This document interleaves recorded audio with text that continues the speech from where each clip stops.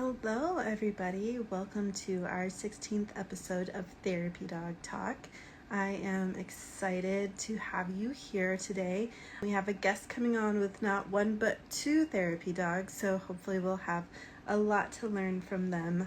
Hi. Hi. Thank you for inviting us. Yeah, absolutely. I actually was aware of you all from the Therapy Dog broadcast that was back April, I think was Therapy Dog Day, something like that. Well, yeah, we enjoyed that. It was a really good forum. Yeah, it was really great. So for those who don't know you, would you like to introduce yourself and your pups? My name is Lori, and I have both dogs with me. This one is Luna. Hi, Luna. And she's 4.5 years old. She's been a therapy dog for 3 years. So we've been a team for 3 years. And then this is Comet. Hi, Comet. He is all burrowed in. And Comet is 18 months old, and he's been a therapy dog for about 2 or 3 months. Brand new therapy dog and a veteran therapy dog. Yeah, we live in Southern California, and she is a Pet Partners dog. So she and I are Pet Partners team. And then he is a Love on a Leash dog. What made you decide to go with a different organization for Comet? I love Pet Partners, but our chapter here is quite small. So because of that, we don't have as many opportunities to do therapy work. Love on a Leash has a really big chapter locally for me. And so they're in a lot more facilities. And so it gives me and Comet more of an opportunity not only to work with other teams, but to attend these other facilities. So I love both organizations. I just have to be careful to keep them separate, make sure that I have all the paperwork for Luna when we do visits, and then same with Comet. Just have to keep their work separate. Yeah. Are you thinking that you will also register Luna for Love on a Leash, or that you'll just continue to keep them with separate organizations? I think I'll keep her with Pet Partners. I do like Pet Partners. Yeah. There's advantages to both therapy animal organizations. I like both organizations. They're a little bit different, not a whole lot. Yeah, and I know you can't take them both on the same therapy trip anyway, so it really isn't important for them to be under the same organization. Yep, that's true. When did you, or how did you find out about therapy dogs? Well, I've always heard about therapy dogs, but I never thought any of my dogs could be a therapy dog. I just took Luna when she was about 12 weeks old. We started obedience training, and we went through beginning, intermediate, and by the time we got to advanced, which I was just going to quit with the training after that, I just wanted a well-behaved dog. I didn't need a dog, that needed titles or any kind of extra training. But it was the trainer who told me that she recognized that she would be a good therapy dog. So I didn't know what that meant, but we continued the training, and the training in the advanced class was actually geared towards earning a CGC title through American Kennel Club. And by the time she had earned that, she was pretty much primed for therapy work. And so we just kept going because she kept responding to it well. And one of the questions that you had me look over before coming on today, how did I know if she was going to be good for therapy work? I didn't know. And I thought, all of this training could be just to have a really well-trained dog, but I didn't know how she would respond to therapy work. And my trainer was right. She just took to it really quickly. That's great. Yeah. That's really great. And then was Comet's journey kind of similar, or how did that go? His was very different. He's a very different dog. He's way more sensitive. He was a puppy that joined our family, and I decided to train him to be a therapy dog. And I noticed that his temperament was very kind, very sweet, but sometimes he gets overwhelmed with large crowds, whereas Luna is not fazed by that. So with Comet, I just kept training him, and he does really well with the training, but he had an adjustment as we were starting to go to different organizations. I had to figure out which settings he was more comfortable with. Yeah. And notice that he does better with longer visits where we just sit with someone for like a half hour or so. He'll just settle down and he'll curl up in your lap, and he's really good that way. Whereas Luna goes to hospitals and she'll pop in a room, say hi, leave, pop in another room, say hi, leave, and she's kind of, more enjoying that. They have their own little personalities and preferences. They do. So Luna's ending up being my hospital dog. I can take Comet to the hospital, but she will thrive there, whereas he might need some adjusting. And he's my library dog that I take to the library and the kids read to him, because he really likes to just sit with you for a while and chill. And That's great. Is he always excited to see the kids? He is. He's very curious because he's still in a puppy stage. Oh, he does, a lot of investigating. And once he gets the sniffs and he gets a couple licks in, and then he'll just start to calm down and relax. So, yeah, he's really good for that. Did anything surprise you about your journey to therapy, Doc?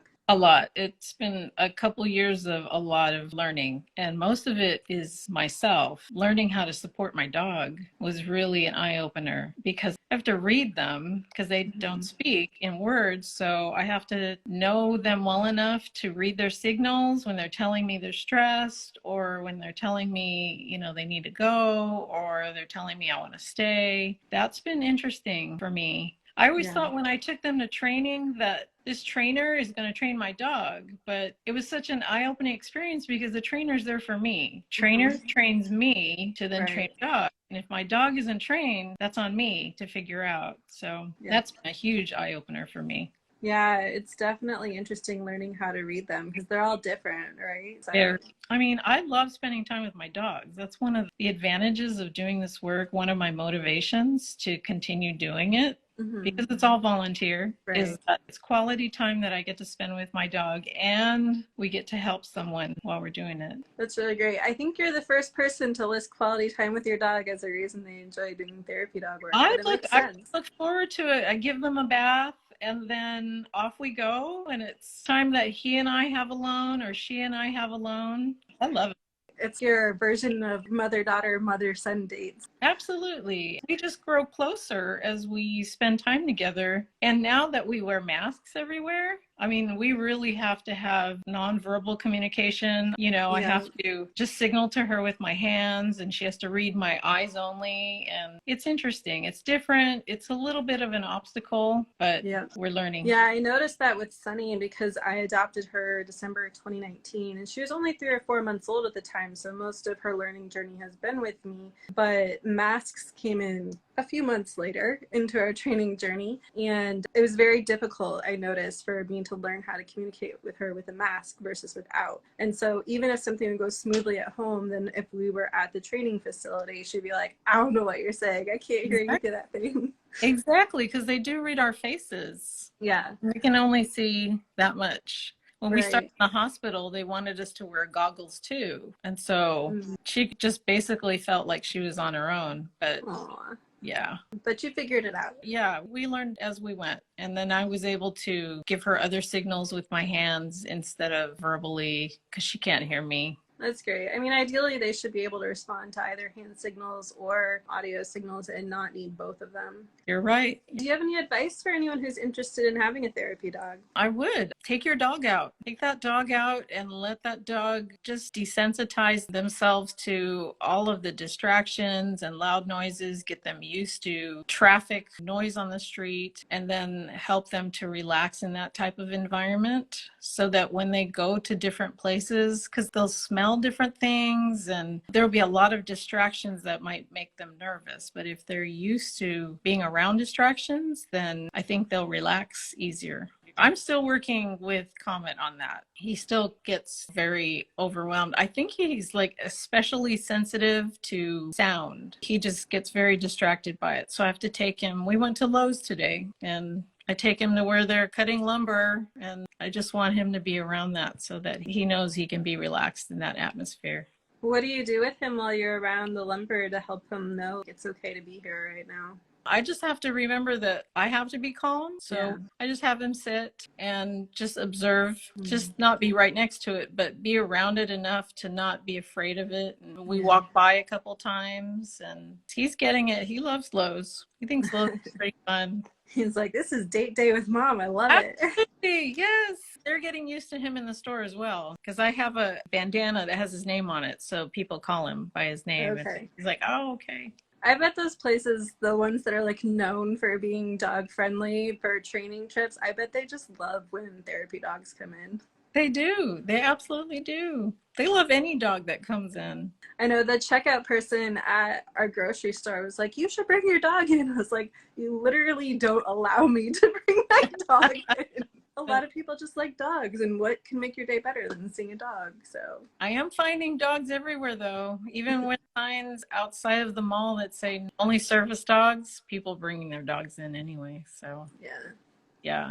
Well, Lori, is there anything else that you wanted to mention while you're here? Let me just say, I've done church service, I've done volunteer work at schools when my kids were in school and stuff, but this is the most meaningful thing I feel I've ever done or participated in. And I'm not even the center of attention. It's them. And I love it. I love not being the center of attention. I love that people are so kind to the dogs, and they do some kind of magic that is unspoken. It's well felt. It's so meaningful. And I'm just so grateful to participate in it. I hope I can do this for a long, long time. So. Well, it sounds like you have two great dogs by your side to make that happen, as long as they're interested in doing the work too. Absolutely. Thank you for inviting us. Yeah, thank you so much for participating. It was really great having you on. I enjoyed our conversation. I did too. All right, thank you. And everyone, if you want to give Luna a follow or comment, it's tiny_legs Luna and then low_rider_comet, right? Right. Awesome. All right, have a great day, and thanks for joining us. Bye.